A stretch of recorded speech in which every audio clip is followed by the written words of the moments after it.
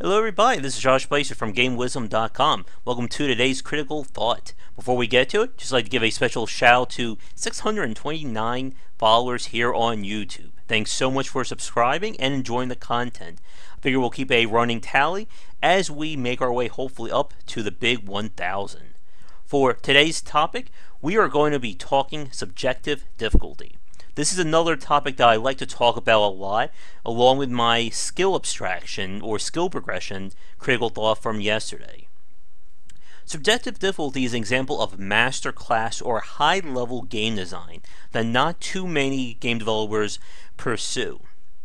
What it is you're essentially designing a game whose difficulty or progression is dependent on the player's own skill level.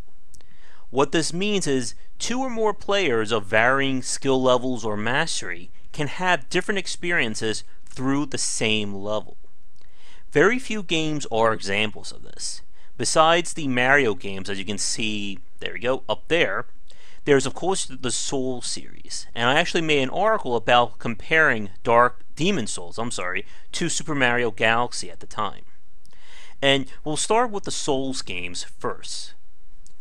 In any of the Souls games, if you've played the games, you know that when you first start playing, whether it's your first game or you're returning to it after an extended hiatus, you're going to get your ass kicked very early and very frequently.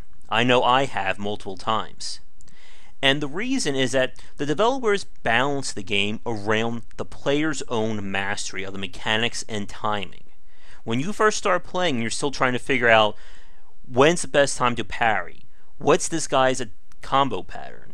What's a good weapon for me to use? Etc. You're going to get your ass kicked a lot because you're still learning.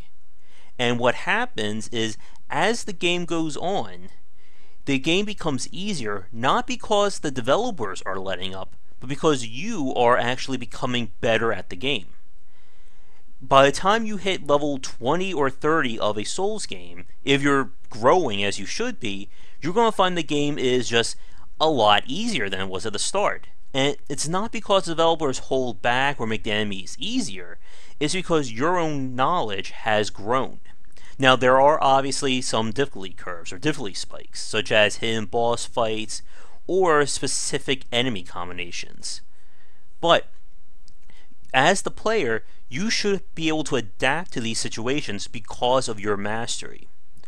Now, with the Souls games, they have essentially a minimum difficulty curve, or let's say a line that basically is the bare minimum you need to have, or bare minimum of skill you need to understand in order to beat the game. And it's always going to be a little bit higher up, or probably more higher up than other series.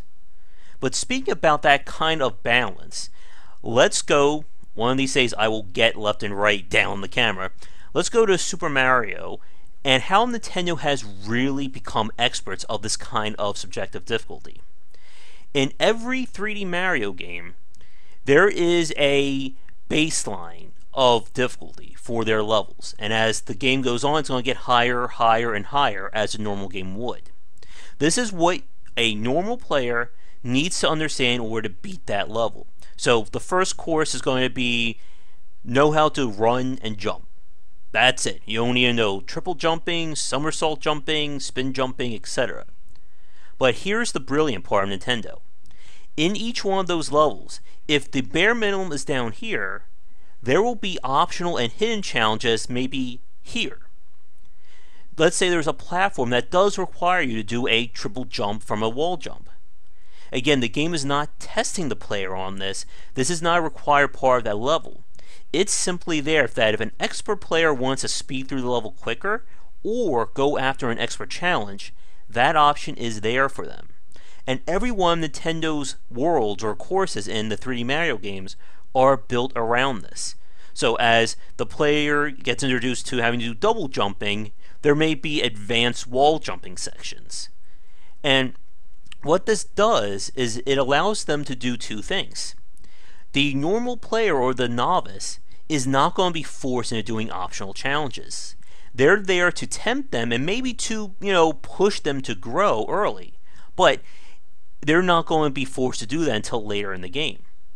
But at the same time, an expert player is not basically being held back by younger or novice players. They don't have to wait until Galaxy 10 in order to get to some challenging gameplay. There's going to be elements of that from the get-go.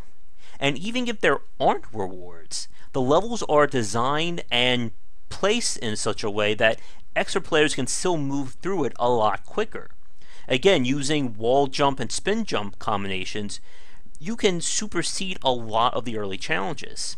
Is that a good way to play? Yes, but it's not the correct way to play because there is no correct way. Again, the baseline just requires someone to do X amount of skills, but there's always going to be those optional challenges and rewards to motivate you to grow or to reward you. A few weeks ago I spoke with Patrick Holloman of the Game Design Forum where we talked about this even more in depth. I'll include a link to that somewhere on the screen here. But the point of subjective difficulty is that you're building this game so that multiple skill levels can enjoy it without one basically holding back the other. An expert player is not going to basically force younger players or novices to do higher up stuff until they're ready, while novice players aren't going to hold the experts back until, hour 15 or 20 in. And as a quick aside, one of the best things about Nintendo, especially when they really go all out, is when they make the super hard challenges. You see this with the Secret Galaxies or the Secret World in Mario World. They can get crazy with their levels, and they can take their designs further than you would expect them to. But it's still kept relatively manageable because all they're doing is elevating what the player already knows. They're not introducing mechanics that you've never seen before or never have even thought about. Like, they're not going to put in a fourth jump for the final world. Instead, it's about essentially taking these mechanics to their extreme designs. And as with the Souls games, it's not going to be that huge of a jump in difficulty because the player should be learning and passively adapting to these challenges over the course of the rest of the game. Now, there is another example of this, and one that Nintendo I think has had some trouble with managing, and that is our little friend Kirby here. Kirby has been a mainstay of Nintendo since the early days. I remember playing Kirby's Dream Land on the Nintendo, Game Boy, and so on. The original Kirby games were, I wouldn't say extremely challenging, but they were on the moderate side.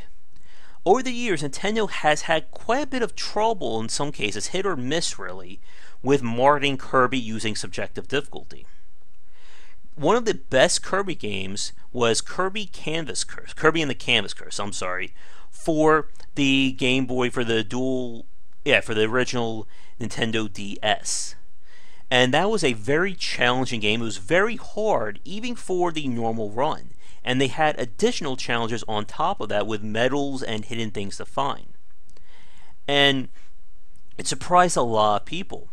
So when the series was moved to the Wii U with the recent one, it was sort of like the claymation style one, we were expecting something similar. But the problem is that instead of getting something designed for all skill levels, it was mainly designed for younger audiences. Even the expert stuff wasn't really that expertly, I guess you could say.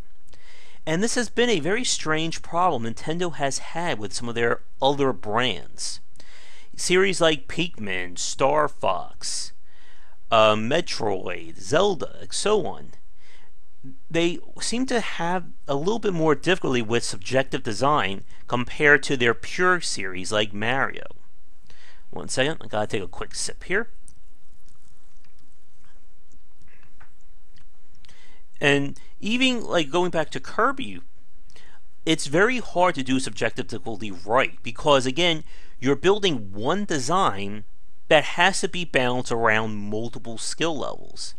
And maybe the 3D games are easier to do that. Maybe that extra dimension allows more control over the level design and placement. But to get subjective difficulty right in a 2D environment, there are very few examples of that. Like I said, Kirby and the Canvas Curse came really close, but they were definitely expecting more out of the player from the get-go compared to other games at the time.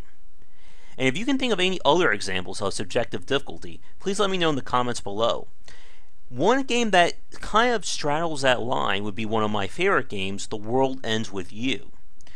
The difference, though, and what separates it from games like the Souls and Mario, is that that game allows you as the player to fine-tune the difficulty.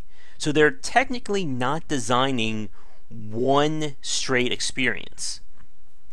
What it is they're basically letting the player pick and choose how hard they want the game to be. So it's more along the lines of a variable difficulty than a subjective one. Also, you could say Kid Icarus Uprising for the 3DS is another example of variable difficulty, because the levels actually do change depending upon what the difficulty setting of the game is, along with Smash Brothers, Melee, Brawl, and the rest of the Melee series. But again, the Mario games are really good examples of subjective difficulty. I would say if you're interested in more of the historical or educational side, if you haven't played any of the 3D Mario games, you definitely owe it to yourself to try them out. But that's going to do it for today's Critical Thought. I guess I ended on time, which is usually a little early for these. So thanks so much for watching. Thank you once again to my 629 followers here on YouTube, and hopefully that number will be bigger tomorrow. Anyway, see you all then, and I got a really good Critical Thought for next time. Take care. Thanks for watching the video, everybody. If you enjoyed it, be sure to like and subscribe to the channel. Leave a comment, of course, share your friends. It always helps out. Check out game-wisdom.com, where I examine the art and science of games. You can follow me on Twitch and Twitter under GW Bycer for the latest updates of new content. And be sure to check out our Patreon campaign. You can find us on Patreon under Game Wisdom if you would like to donate and help contribute to keeping Game Wisdom going. Your donations can not only give us the monthly funding we need to keep supporting ourselves, but if we can hit some goals, it will mean more great content for you, and there are some nifty little rewards there as well. Thanks for watching this video, and be sure to tune into the next one real soon.